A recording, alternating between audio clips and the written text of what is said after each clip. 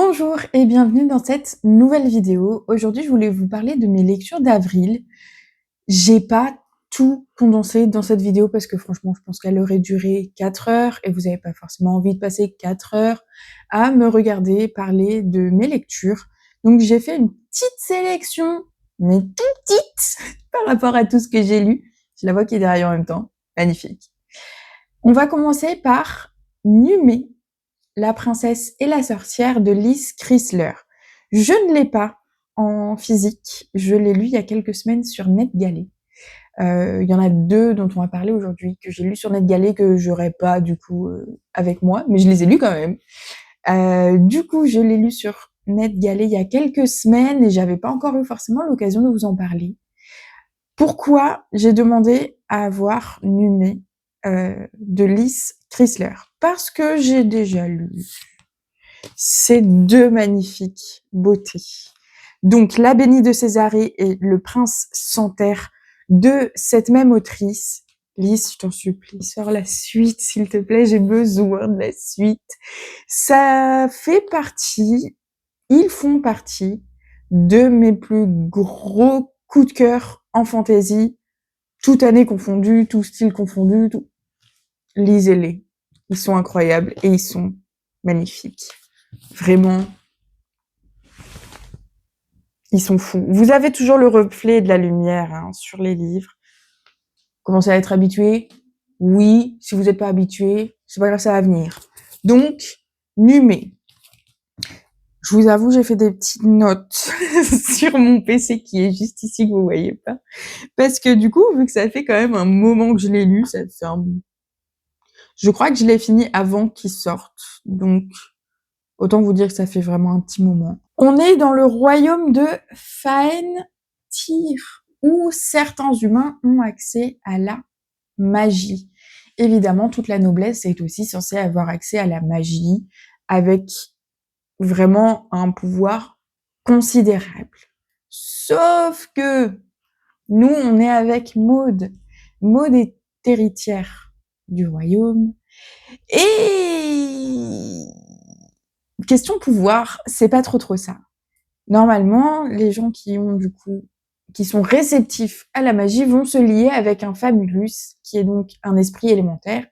Et cet esprit élémentaire va les suivre vraiment tout au long de leur vie.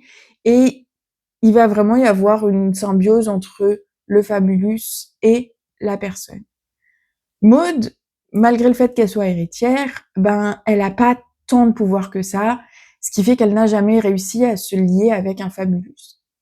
C'est clairement la honte de son père, elle est humiliée, elle est vraiment pas un bon daron, clairement. Un jour, elle va quand même essayer de se lier avec un famulus, et pas n'importe lequel, un famulus vraiment mythique, l'ancien famulus, il fait partie des 5, Bramelière. Sauf que Bramelière ne va pas se laisser faire et va altérer, on peut dire comme ça, je pense, le fil de son âme. Son âme se dégrade petit à petit et il faut trouver une solution parce que plus les jours passent, plus Maud dépérit, clairement. Mais pour cela, elle va trouver de l'aide. J'ai oublié le nom de la princesse. Non, la princesse c'est Maud, j'ai oublié le nom de la sorcière. Calandra.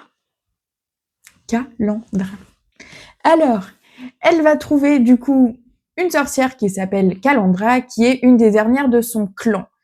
Elle habite avec sa grand-mère qui est malade, ses parents sont décédés et lui ont laissé en héritage une boutique. Clairement, Calandra, elle a des problèmes financiers.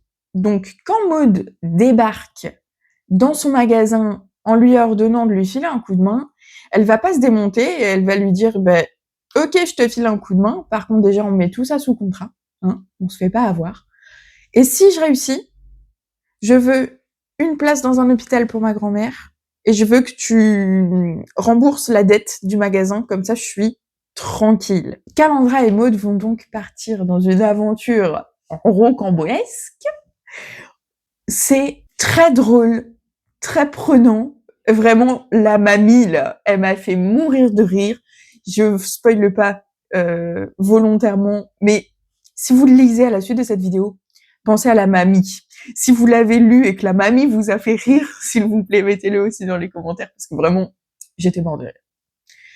Donc, on part vraiment dans une quête, déjà pour sauver Maud, mais elles vont être amenées à faire un petit peu tout le tour du royaume, à découvrir des peuples différents, et ben Maud va aussi rencontrer une partie de sa famille maternelle qu'elle connaît pas du tout, et c'est une histoire du coup de sororité, parce que ces deux jeunes filles, jeunes femmes même, vont s'aider et vont s'unir vraiment parce qu'elles ont des intérêts communs, et en même temps une histoire de famille, de retrouvailles, et Liz Chrysler nous laisse sur la fin avec un bon gros plot twist. Et l'oncle de Maud, qui a eu beaucoup d'importance au début, parce que c'est vraiment lui qui prend la place du père, qui est un confili, il va beaucoup l'aider. C'est lui qui va lui dire, va voir telle sorcière, fais ci, fais ça, nanani, nanana. Il est pas très présent tout le long, du coup, de cette quête, et du moment où elles partent à l'aventure. Mais, sur la fin, est-ce que c'est lui qui revient ou pas? Je pense que oui. Mais du coup, j'ai vraiment beaucoup trop hâte de lire la suite, que ce soit de Numé ou que ce soit du coup de la saga Demos. En plus, j'adore parce que à la fin de Demos, alors déjà, c'est magnifique, qu'on se le dise, et je crois qu'il y a écrit prochain tome courant, voilà, parution automne 2026. Je vous attends, madame. J'ai trop hâte. Donc, si vous connaissez pas Liz Chrysler, il faut que j'arrête de taper sur mon bureau. On dirait déjà que je fais du piano. Hein. Et en plus, ça fait bouger la cam. Si vous connaissez pas Liz Chrysler, du coup, je vous conseille vraiment ces deux petites sagas, parce que Numé, ça a été vraiment dingue. Donc ça, c'était vraiment une de mes premières lectures au mois d'avril. Je tourne en mai, mais au mois d'avril. Vraiment, j'ai pas réussi à le lâcher. Mais en même temps, je connaissais l'écriture de Liz Chrysler parce que du coup, je les ai lus. Et j'étais déjà tombée sous le charme de Demos, le 1. Le 2, clairement, je l'ai dévoré. Donc, quand j'ai vu Numé sur NetGalley, j'étais en mode, oui, bonjour, je suis cliente, s'il vous plaît. Donc ça, c'était pour le premier. J'en ai un deuxième, j'en ai parlé un petit peu sur Instagram. C'est une réécriture de contes. J'aime beaucoup les réécritures de contes. Et là, on va parler très rapidement, mais j'avais trop envie de vous le montrer parce qu'il est vraiment trop beau. La Belle et la Bête de Jérémy Payet. Alors là, j'avais envie d'en parler, non pas parce que c'est révolutionnaire au niveau du texte. Ça reste La Belle et la Bête, classique. L'abeille. La bête. Non, mais je ne vais pas y arriver, c'est fou.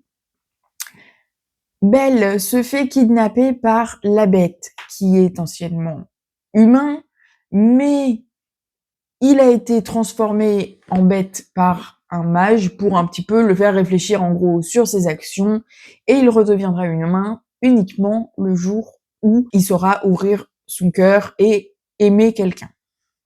Jusque-là, rien de bien particulier. Ici, on est sur une réécriture qui est du coup avec les souris. Et ce qui m'a beaucoup plu, c'est bien parce que je vois pas ce que je vous montre. Alors, on est sur un plan un peu catastrophique, mais c'est pas grave. En même temps, si je me lève, c'est peut-être mieux. On a vraiment des illustrations qui sont magnifiques. J'adore, je pense que c'est de l'aquarelle, ça m'étonnerait pas que ça en soit en tout cas.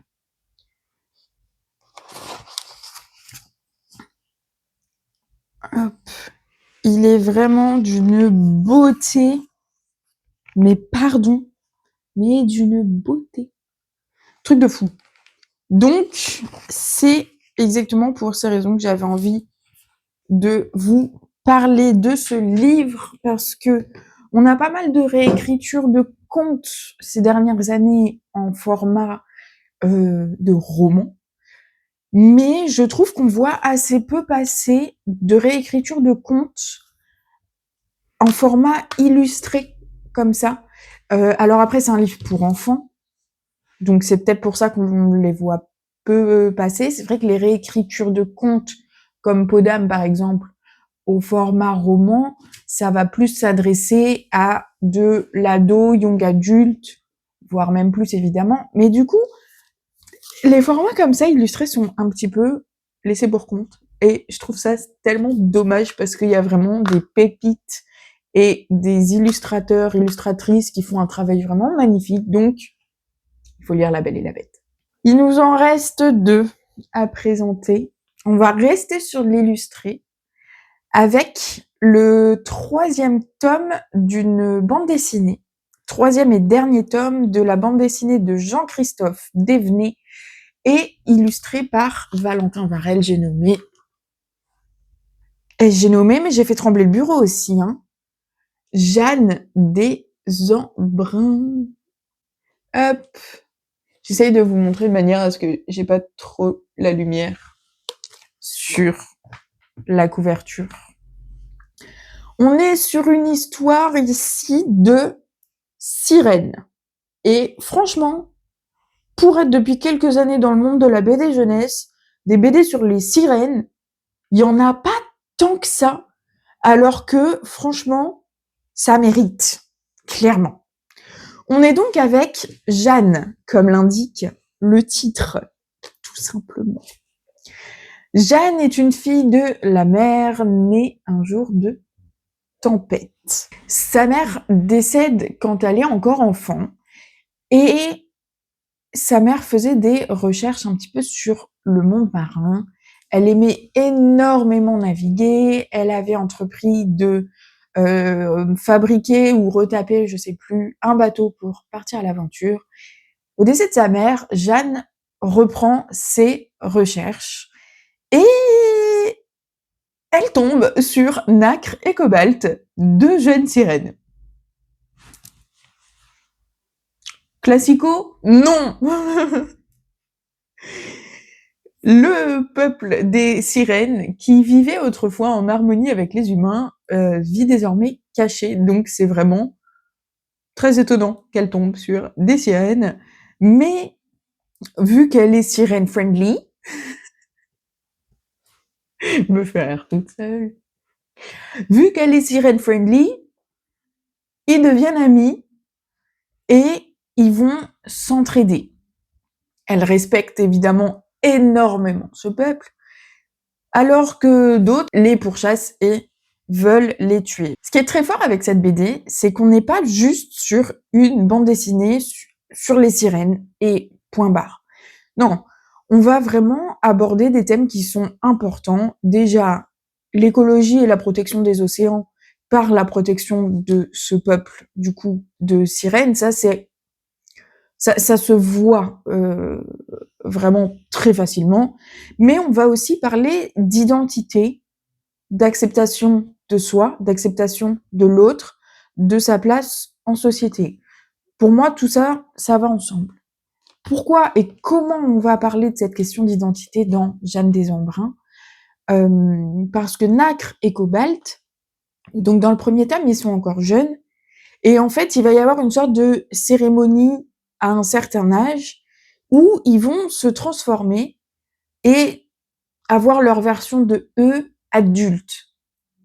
Donc ils peuvent devenir sirènes, ils peuvent devenir tritons, ou ils peuvent devenir manta, qui est du coup une autre version un peu plus entre les deux. C'est un peu l'androgyne, j'ai l'impression, de la version sirène, triton. On a manta. Et évidemment, un de nos 2 personnages va devenir manta. Donc c'est là qu'on va avoir toute cette question d'identité, qu'on retrouve vraiment sur tous les tomes. On a je me relève pour vous montrer. On a des illustrations qui sont vraiment très jolies. J'avais trouvé une page que j'aimais beaucoup. Je vais essayer de vous montrer. Elle est où? Sans que ça spoil, évidemment. Ah, ce genre de dessin. On est tout dans les tons de bleu et de couleurs chaudes. Bah voilà, typiquement quand je vous dis ça, on est dans le bleu et dans les tons chauds. Un peu pastel, mais en même temps, il y a du caractère. Hein. On n'est pas sur un dessin qui est tout mou, tout doux, sans ombre et sans rien du tout. Putain, je fais des rimes en plus quand je parle. Avec des jolies pages de chapitres. Donc, voilà, il fait 140 et quelques pages de mémoire, mais je peux vérifier en même temps. Ouais, c'est ça. Hein. Une 140aine de pages, à peu près. Ah, j'ai oublié d'allumer les maquettes. La boulette. Donc voilà, je ne peux que vous conseiller de lire Jeanne des Embruns. C'est franchement facilement accessible à partir de 8 ans. J'en parle même si je pense qu'il y a plutôt des adultes et des amateurs de young adult fantasy qui regardent cette vidéo parce que ça peut faire aussi un joli cadeau. Et puis si vous aimez les sirènes, franchement, pourquoi se priver en fait? Quatrième et dernier livre que je vous présente dans cette vidéo, et je ne l'ai pas non plus, parce que je l'ai lu sur NetGalley. Alors celui-ci, je l'ai fini il y a moins de temps que Numé, clairement.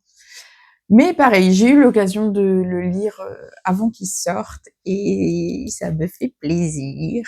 Surtout que j'ai vraiment beaucoup aimé, alors que le premier tome, le premier livre de l'auteur, j'ai tenté de le lire et j'ai vraiment pas du tout accroché. Je parle de La Société des objets magiques de Gareth Brown. Et là, il y a à dire.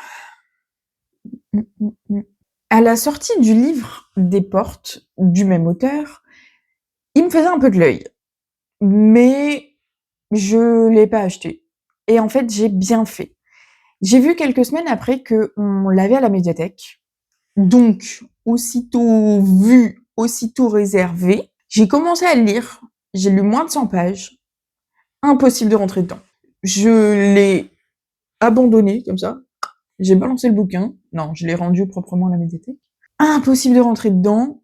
Et j'étais vraiment très déçue parce que je pensais qu'il allait me plaire énormément, mais je sais pas, soit c'était pas le moment, soit je retenterai, parce que du coup, l'avantage de la médiathèque, c'est que je peux le re-réserver et le retenter si besoin.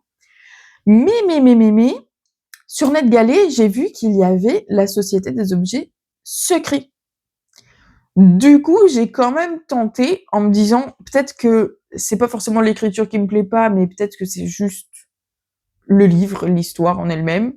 Je vais tenter la Société des objets. C'est pas la Société des objets secrets. C'est la Société des objets magiques. Et merde, la tuile. Mais donc, la Société des objets magiques. J'ai tenté, je l'ai demandé, je l'ai eu sur NetGalley, merci bien. Et en fait, mais j'ai très bien fait. Hein. La Société des objets magiques est évidemment une société secrète. Cette fois, je peux dire société secrète. Elle a été créée il y a un bon siècle par 4 familles. Et vous me voyez jeter des petits coups d'œil en même temps vers l'écran. Par 4 familles, et depuis, c'est les descendants de ces différentes familles qui reprennent le flambeau. Le but de cette société secrète est donc de récupérer des objets magiques à travers le monde et de les protéger, de les garder en lieu sûr pour éviter qu'ils tombent entre de mauvaises mains. Pourquoi les objets magiques sont un problème? Parce qu'ici, on n'est pas dans de la fantaisie où le surnaturel et le magique sont monnaie courante. On est dans du fantastique. Ce qui fait que les personnages, les personnes qui ont connaissance de la magie doivent le cacher parce que ce n'est pas omniprésent dans ce monde-là. On est dans le monde de vous et moi, et là, paf, débarque un objet magique. Donc, on est sur du fantastique. Et donc, cette société a un rôle plus qu'important parce que différents objets sont disséminés à travers le monde et chaque objet a un pouvoir bien différent. Ça peut être vraiment de tout, contrôler les éléments, pouvoir voler, pouvoir traverser les murs, pouvoir plier quelqu'un à sa volonté, et les objets sont tous ultra différents. Ça peut être un pins, ça peut être une pièce d'échec, ça peut être un collier, une bague, une fourchette, un tournevis, pourquoi pas. Donc, il faut pour ça réussir à les retrouver. Cette société, elle est donc très importante, mais ça fait plusieurs dizaines d'années qu'elle n'a absolument rien trouvé. Donc le but premier de la société, c'est de trouver des objets magiques, mais elle n'en trouve pas.